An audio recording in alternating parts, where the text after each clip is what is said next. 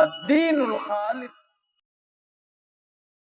إن الحمد لله نحمده ونستعينه ونستغفره ونؤمن به ونتوكل عليه ونعوذ بالله من شرور أنفسنا ومن سيئات أعمالنا من يهده الله فلا مضل له ومن يضلل فلا هادي له وأشهد أن لا إله إلا الله وحده لا شريك له وأشهد أن محمدا عبده ورسوله أرسله بالحق بشيرا ونذيرا بين يدي الساعة من يطع الله ورسوله فقد رشد ومن يعصهما فإنه لا يضل إلا نفسه ولا يضل الله شيئا. أما بعد فإن خير الحديث كتاب الله وخير الهدي هدي محمد صلى الله عليه وسلم وشر الأمور محدثاتها وكل محدثة بدعة وكل بدعة ضلالة وكل ضلالة في النار. فأعوذ بالله السميع العليم من الشيطان الرجيم. بسم الله الرحمن الرحيم.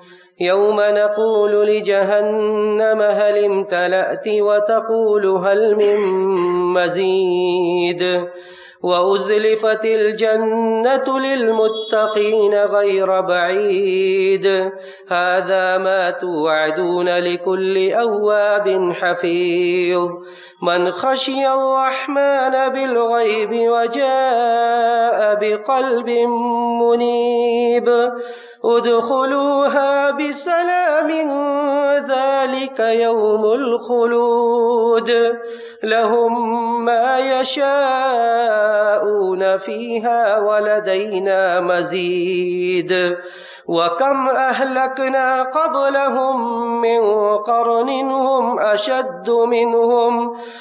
أشد منهم بطشا فنقبوا في البلاد هل من محيص إن في ذلك لذكرى لمن كان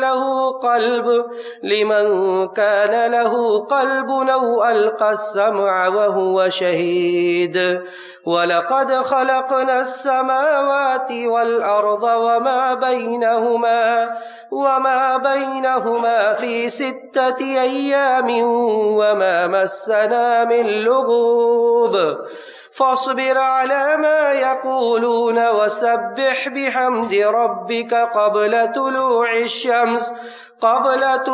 الشمس وقبل الغروب ومن الليل فسبح وأدبار السجود واستمع يوم ينادي المناد من مكان قريب يوم يسمعون الصيحة بالحق ذلك يوم الخروج إنا نحن نحيي ونميت وإلينا المصير يوم تشقق الأرض عنهم سراعا ذلك حشر علينا يسير نحن أعلم بما يقولون وما أنت عليهم بجبار فذكر بالقرآن من يخاف وعيد. وقال عز من قائل وسارعوا إلى مغفرة من ربكم وجنة عرضها السماوات والأرض أعدت للمتقين. محترم بزرگوں، نوجوان ساتھیوں، عزیز ماؤں اور بہنوں، یہ خطبہ جمعہ جس میں ہم اور آپ حاضر ہیں، یہ میلادی سال کا پہلا جمعہ ہے. کل ہم اور آپ نے ایک سال کو اپنے پیچھے چھوڑ دیا اور ایک نئے سال میں داخل ہو چکے ہیں. جس سال کو ہم نے پیچھے چھوڑا، یہ سال اپنے اندر بہت سی اچھی اور بری یادیں لے کر ہم سے رخصت ہوا. بہت سے دروس و عبر کو سمیٹے ہوئے ہم سے جدا ہوا، لیکن ایک حقیقت ہے جو ان ساری یادوں اور ساری داستانوں کے پیچھے ہے،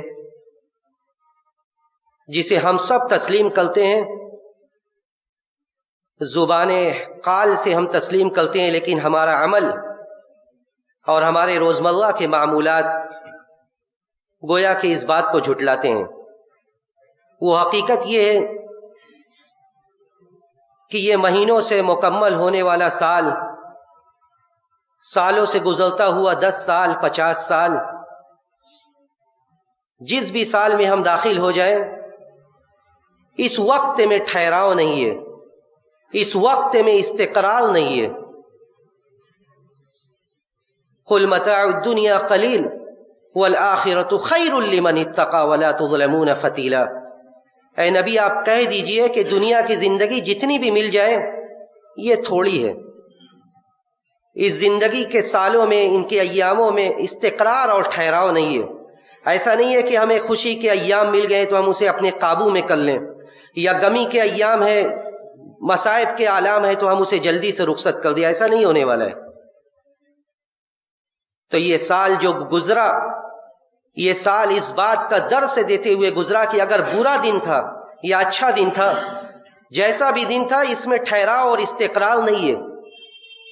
یہ دنوں سے پورا ہونے والا ہفتہ، ہفتوں سے پورا ہونے والا مہینہ، مہینوں سے مکمل ہونے والا سال، اور سالوں پر سال گزرتے جائیں گے یہاں تک کہ ہمارے زندگی کی انتہا ہو جائے گی۔ اسی لیے دنیا کی جو بھی زندہ قوم ہے، ہر قوم کے یہاں، ہر قوم و ملت کے یہاں وقت کی افادیت مسلم ہے۔ اگر جو قوم ترقی کرنا چاہتی ہے اور اس کے یہاں وقت کی قدر و قیمت نہیں ہے، وقت کی اہمیت نہیں ہے، وہ قوم ترقی نہیں کر سکتی۔ اسی لیے اللہ رب العزت والجلال نے جب امت مسلمہ کو سارے عالم اسلام پر فوقیت دی، سارے مذاہب پر فوقیت دی، سارے ادیان پر غلبہ دیا، اور اس بات کا اعلان کیا کہ اسلام کے علاوہ کسی بھی دین کو اللہ کے یہاں قبول نہیں کیا جائے گا، تو اللہ رب العزت والجلال نے اس اہمیت کی طرف قرآن میں جگہ جگہ اشارہ کیا۔ کہیں اللہ رب العزت والجلال نے یہ کہا کہ والفجر وليال عشر، قسم ہے فجر کے وقت کی، قسم ہے 10 راتوں کی۔ کہیں یہ کہا گیا والضحى واللیل اذا سجا، قسم ہے چاشت کے وقت کی، قسم ہے رات کی، قسم ہے دن کی۔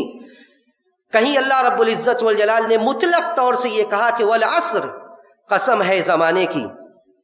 اور زمانے کی قسم کھانے کے بعد اللہ سبحانہ و تعالیٰ نے اس بات کی طرف بھی اشارہ کیا کہ زمانے سے کامیاب ہونے والے لوگ وہی ہیں الا الذین آمنوا وعملوا الصالحات، جو 4 چیزوں سے اپنے آپ کو متصف کر لیں، 4 اوصاف سے اپنے آپ کو متصف کر لیں، وہی لوگ کامیاب ہونے والے ہیں۔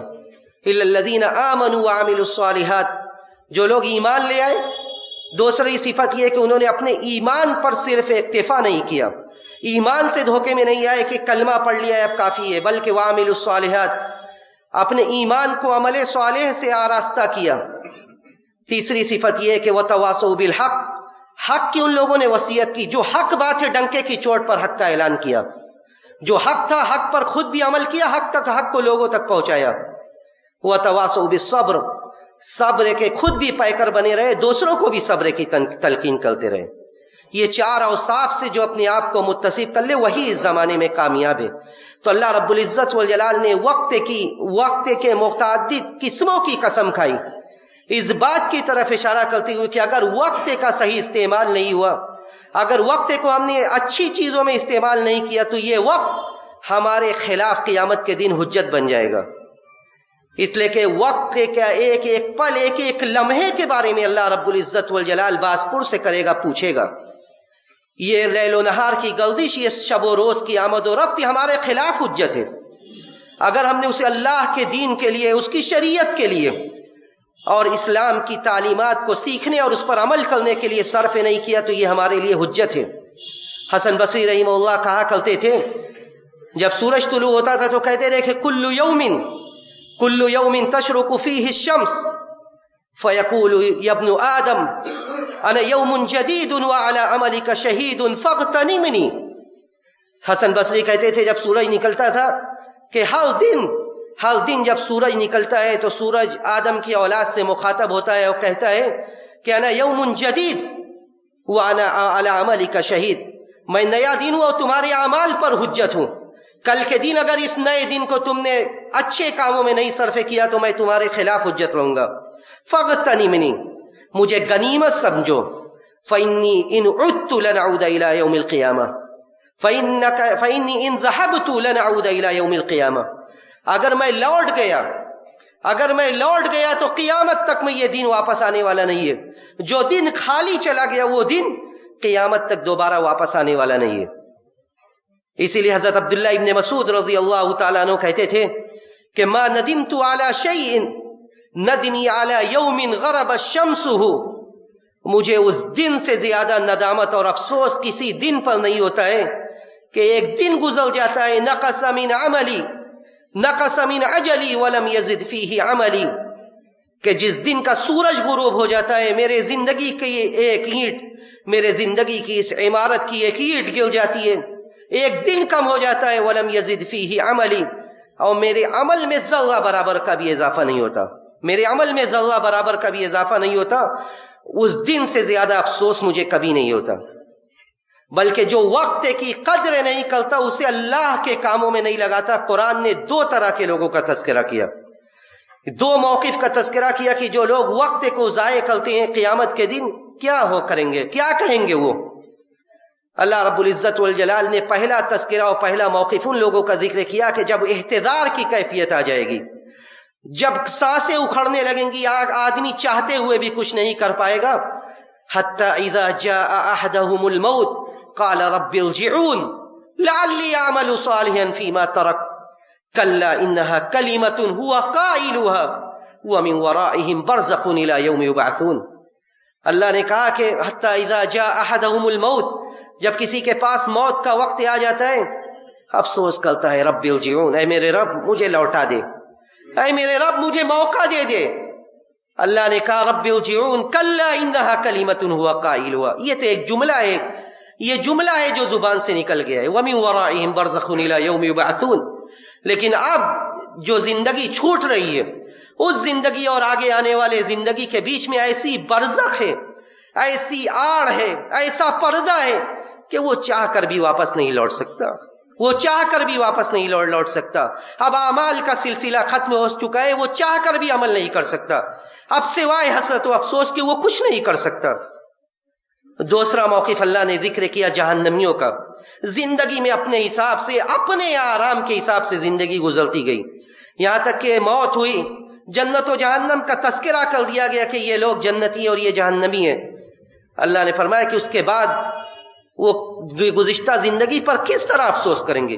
وَلَوْ تَرَىٰ إِذْ وُقِفُوا عَلَى النَّارِ فَقَالُوا يَا لَيْتَنَا نُرَدُّ وَلَا نُرَدُّ. کہ اے نبی آپ ان کو دیکھتے نہیں، دیکھیے. وَلَوْ تَرَىٰ إِذْ وُقِفُوا عَلَى النَّارِ، جب جہنم کے پاس فیصلہ کر دیا جائے گا کہ اب ان کا ٹھکانہ جہنم ہے، جہنم کے پاس جب کھڑے رہیں گے دیکھیں گے جنتی جنت میں جا رہے ہیں، سارے لوگ جن کا نام اعمال دائیں ہاتھ میں ملا ہے خوش ہیں، کہیں گے یا لیتنا نرد، کاش کے لوٹا دیا جائے، دوبارہ لوٹا دیا جائے، اب ہم آیات کی تکذیب نہیں کریں گے، اب ہم دین کو نہیں چھوڑیں گے، اب ہم دینی تعلیمات پر عمل کریں گے. وَنَكُونَ مِنَ الْمُؤْمِنِينَ، ہم مومنوں میں سے بن کر رہیں گے. اللہ نے پہلی آیت میں تردید کی کلا انہا کلمۃ ہوا قائل ہوا، یہ صرف ایک جملہ ہے. امام قتادہ کے قول کو ابن کثیر نے اپنی تفسیر میں ذکر کیا کہ یہ تمنا اور یہ آرزو کس لیے ہوگی. کہتے ما تمنا ان یرجع الی اہلہ و الی عشیرتہ، تمنا اور آرزو اس بات کی نہیں ہوگی کہ وہ اپنے اہل و عیال اور اپنے بیوی بچوں کے پاس لوٹ جائیں، ولیکن تمنا ان یرجع الی الدنیا فیعمل بطاعت اللہ، بلکہ تمنا اور آرزو تو اس بات کی ہوگی صرف اور صرف کہ وہ لوٹیں، دنیا کا موقع ملے، دنیا میں جانے کا موقع ملے اور وہ نیکی اور اطاعت کا کام کریں، وہ نیکی اور اطاعت کا کام کریں، اس بات کا انہیں موقع دیا جائے. تو اس کل پر ہم اپنی زندگی کو کب تک ٹالتے رہیں گے؟ اس کل کے دھوکے نے کتنوں کو گمراہ کر دیا، اس کل کے دھوکوں نے کتنوں کی آخرت خراب کر دی. کتنے ایسے لوگ تھے جنہیں کل کی آرزو تھی لیکن ان کی اگلی صبح نہیں ہوئی، کتنے ایسے لوگ تھے جن کی صبح ہوئی اور شام نہیں ہوئی. سچ ہے نبی کریم صلی اللہ علیہ وسلم کا فرمان، اپنے پیارے صحابی عبداللہ ابن عمر کے کاندھوں کو پکڑتے ہوئے صحیحین کے الفاظ ہے، آپ نے نصیحت کی تھی حضرت عبداللہ ابن عمر کو کہ یا عبداللہ کن فی الدنیا کأنک غریب او عابر سبیل، کہ عبداللہ دنیا میں اس طرح رہو، دنیا سے دل مت لگاؤ، دنیا میں اس طرح رہو گویا کہ تم مسافر ہو، پردیسی ہو، زیادہ تمہارا یہاں کوئی جاننے والا نہیں ہے، آپ کا زیادہ تعلق نہیں ہے یہاں۔ جب حضرت عبداللہ ابن عمر روایت کو بیان کرتے تھے اس حدیث کو تو کہتے تھے اذا امسیت فلا تنتظر الصباح، جب شام کرو تو صبح کا انتظار مت کرو۔ کتنی ایسی شامیں تھی اور اس شام میں گزرنے والے کتنے ایسے لوگ تھے جن کو اگلی صبح کا انتظار تھا، وہ اس صبح نے وفا نہیں کی، اس صبح نے وفا نہیں کی اور رات زندگی کی آخری رات بن گئی۔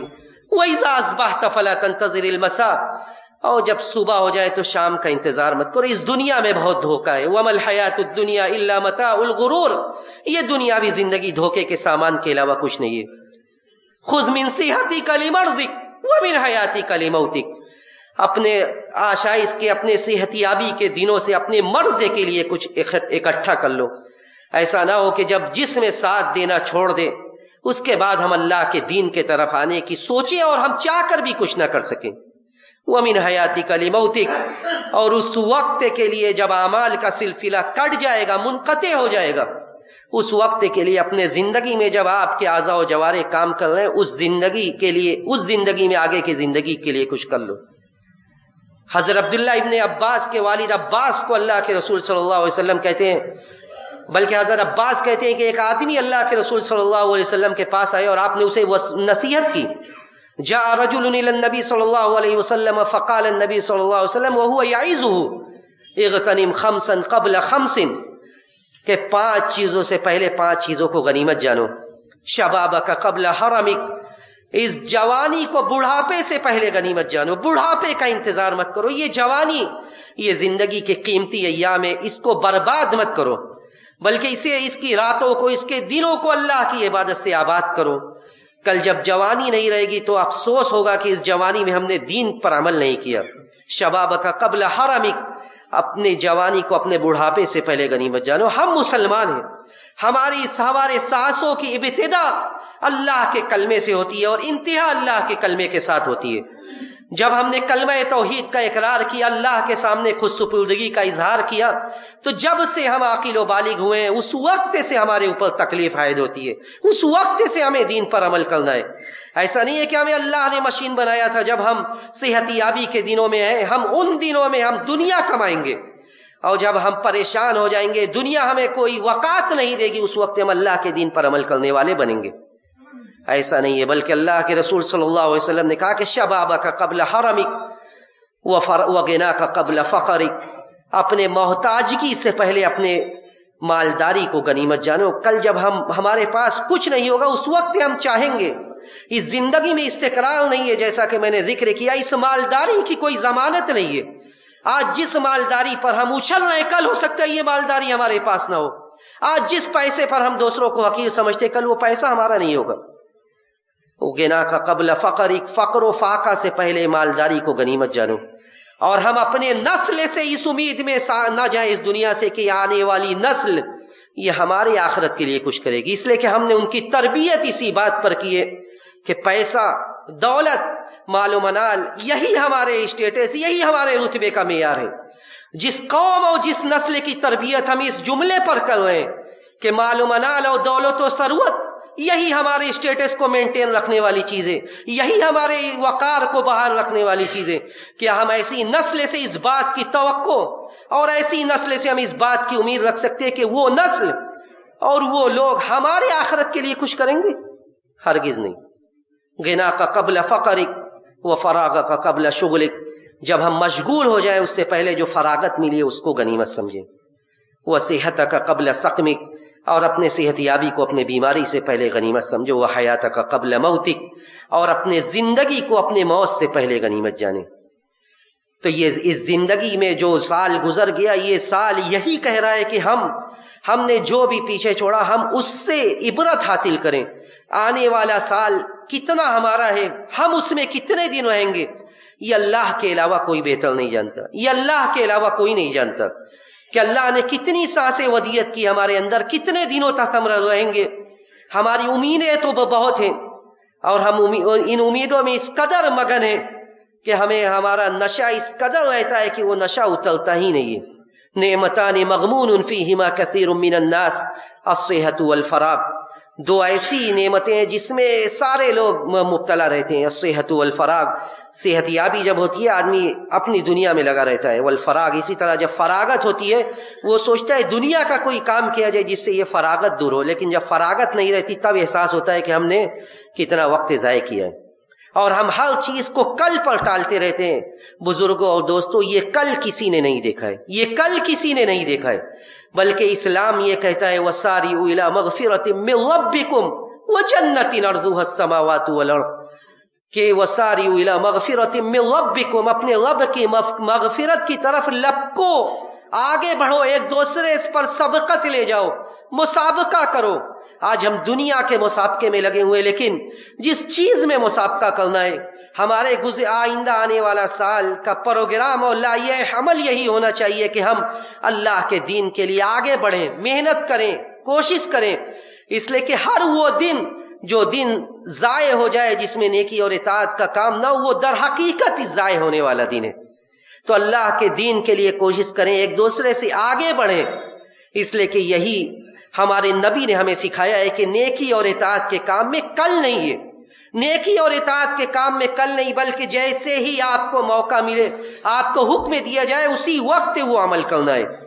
اس لیے کہ یہ جنت اتنی آسان نہیں ہے، جنت اتنی آسان نہیں ہے کہ ہم اپنی خواہشات کے مطابق بھی چلتے رہیں اور جنت کی تمنا بھی پالتے رہیں۔ الکیس من دان نفسہ وعمل لما بعد الموت والعاجز من اتبع نفسہ ہواها وتمنى علی اللہ الامانی، عقل مند وہ ہے جو اپنے خواہشات کے مطابق نہ چلے بلکہ اپنے خواہشات کو دین و شریعت کے مطابق کرے۔ وعمل لما بعد الموت، اور موت کے بعد کے زندگی کے لیے کوشش کرے۔ والعاجز من اتبع نفسہ ہواها، اور وہ شخص عاجز ہے، وہ عاجز ہے جو اپنے خواہشات کی غلامی کر رہا ہے۔ وتمنى علی اللہ الامانی، اور اس کے بعد اللہ پر امیدیں باندھ رہا ہے۔ تو دین اور شریعت میں کل نہیں ہے، بلکہ ہمارا آج کا دن، آج کا وقت، یہ پل، یہ لمحہ، یہ ایک ایک پل، ایک ایک لمحہ اللہ کے یہاں قیمتی ہے، اور اس کے متعلق سوال ہوگا۔ جوانی ہو، ساری زندگی ہو، ہر ایک پل کے بارے میں اللہ رب العزت والجلال پوچھے گا۔ وَعَنْ شَبَابِهِ فِيمَا أَبْلَىٰ وَعَنْ عُمْرِهِ فِيمَا أَفْنَىٰ، زندگی کو کس چیز میں ضائع کیا، جوانی کو کس چیز میں ختم کیا، ساری چیزوں کے بارے میں سوال ہوگا۔ تو وَسَارِعُوا إِلَىٰ مَغْفِرَةٍ مِّن رَّبِّكُمْ وَجَنَّةٍ عَرْضُهَا السَّمَاوَاتُ وَالْأَرْضُ، اس جنت کی طرف لپکو جس کی وسعت آسمان و زمین کے برابر ہے۔ وَعِدَّتْ لِلْمُتَّقِينَ، جو متقیوں کے لیے اللہ نے تیار کی ہے۔ کیسے متقیوں کے لیے؟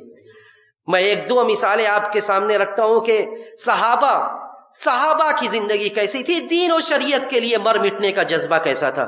جب حکم آ گیا اس کے بعد اگر مگر چوں چرا نہیں بلکہ حکم آ گیا تو فوراً اس پر عمل کرنا ہے، اور اسی جذبے کی وجہ سے اللہ نے ان سے رضا کا اور تا قیامت ان کے بارے میں اپنی رضا اور خوشنودی کا اعلان کر دیا۔ غزوہ بدر کے بعد غزوہ احد کا موقع ہے، صحیحین کی روایت ہے۔ حضرت انس کہتے ہیں کہ میرے چچا تھے جن کا نام تھا نضر بن انس بن نضر رضی اللہ تعالیٰ عنہ، یہ حضرت انس بن مالک کے چچا تھے۔ کہتے ہیں غزوہ بدر سے یہ پیچھے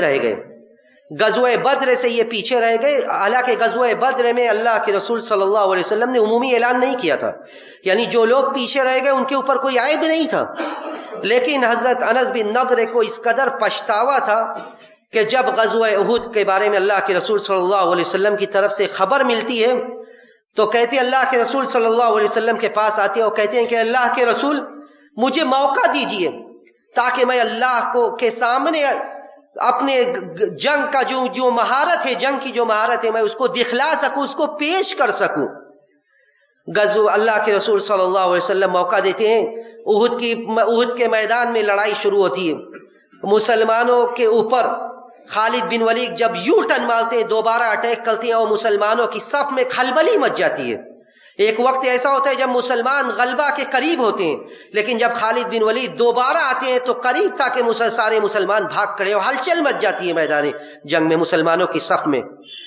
حضرت انس بن نضر آتے ہیں، دیکھتے ہیں کہ بڑے بڑے صحابہ گھبرا رہے ہیں، لوگ پیچھے ہٹنے کے کاغار پر ہیں. کچھ صحابہ سے سوال کرتے ہیں یہ کیا ہے؟ صحابہ جواب دینے کی پوزیشن میں نہیں ہوتے، وہ آگے بڑھ جاتے ہیں. وہ آگے بڑھ جاتے ہیں، اور اس کے بعد جب آگے بڑھتے ہیں تو احد سے پہلے حضرت سعد بن معاذ سے ملاقات ہوتی ہے. حضرت سعد بن معاذ پوچھتے ہیں کہ کہاں کا رخ ہے؟ حضرت انس بن نضر سے پوچھتے ہیں کہ کہاں جا رہا ہے؟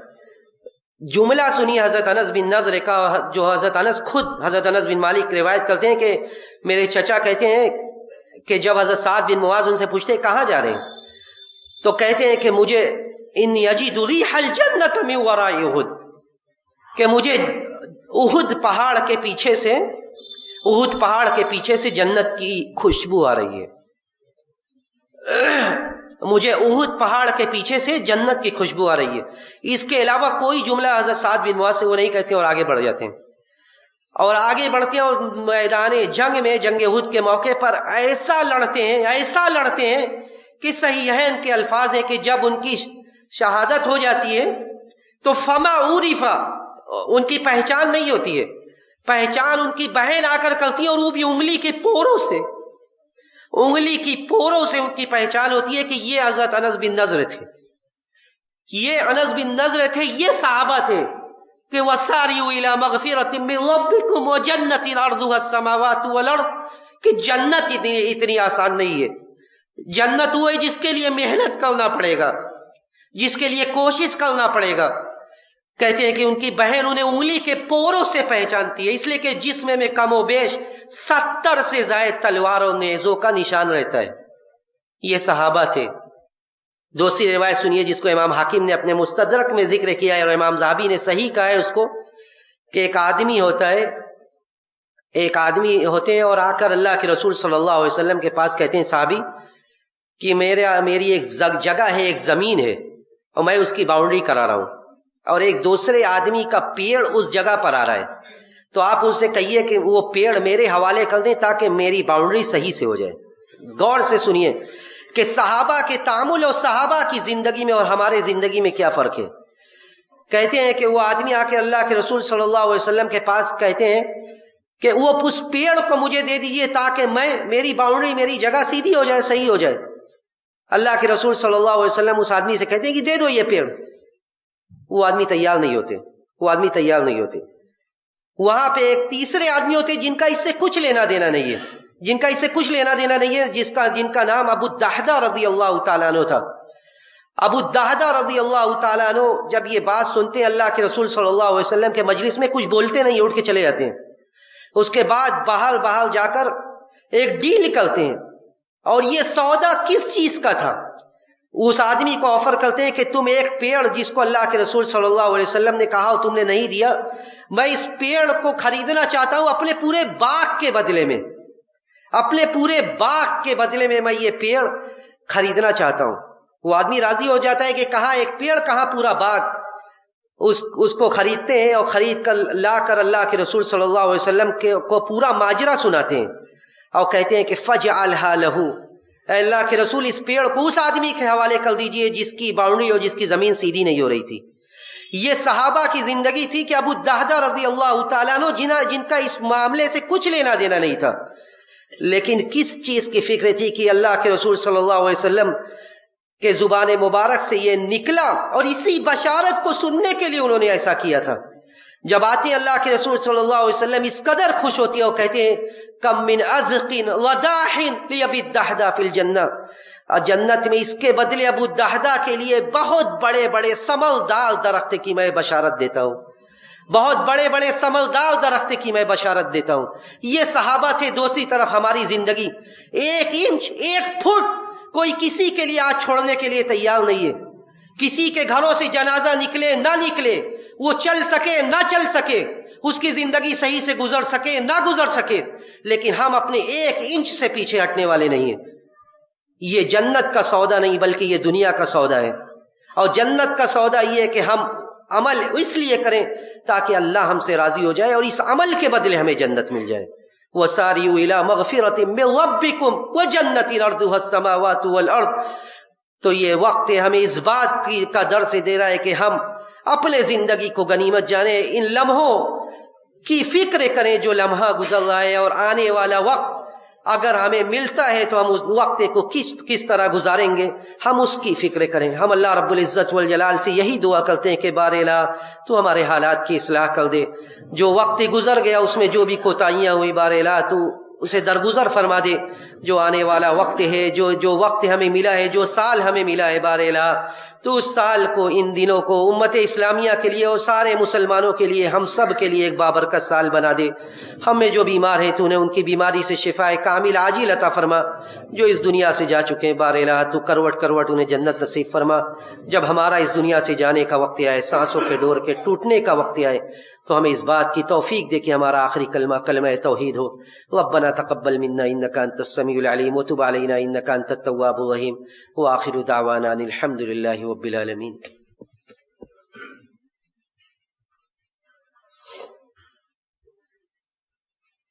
الحمد لله على احسانه والشكر له على توفيقه وامتنانه واشهد ان لا اله الا الله تعظيما لشأنه واشهد ان محمدا عبد الله ورسوله والداعي الى رضوانه.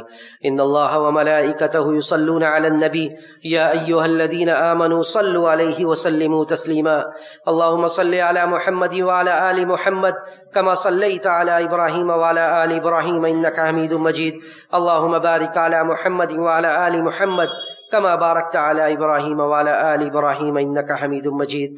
اللهم أعز الإسلام والمسلمين، اللهم أعز الإسلام والمسلمين وأذل الشرك والمشركين ودمر أعداء الدين واحمي حوزة الإسلام يا رب العالمين. اللهم ارحم أمة محمد، اللهم ارحم أمة محمد رحمة عامة.